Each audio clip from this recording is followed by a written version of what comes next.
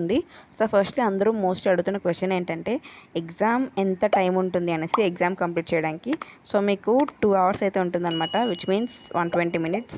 So next మీరు బేసిక్గా తీసుకెళ్లాల్సినవి అయితే మర్చిపోకుండా హాల్ టికెట్ తీసుకెళ్ళండి. అండ్ అలాగే ఆధార్ కార్డ్ ఇవన్నీ అన్నెసరీ, అవేవి అవసరం లేదు. హాల్ టికెట్ అయితే మర్చిపోకండి.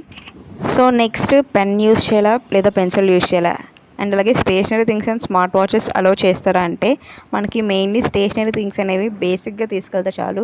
లైక్ ఒక pen, pencil, eraser, sharpener. So ఇలాంటివి తీసుకెళ్తే చాలు.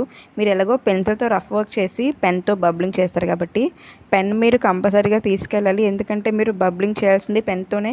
అండ్ మీ డీటెయిల్స్ మీరు నింపాలి అక్కడ. అండ్ అలాగే స్మార్ట్ వాచెస్ అయితే కొన్ని సెంటర్స్లో అలో చేయరు. సో ఇదన్నమాట.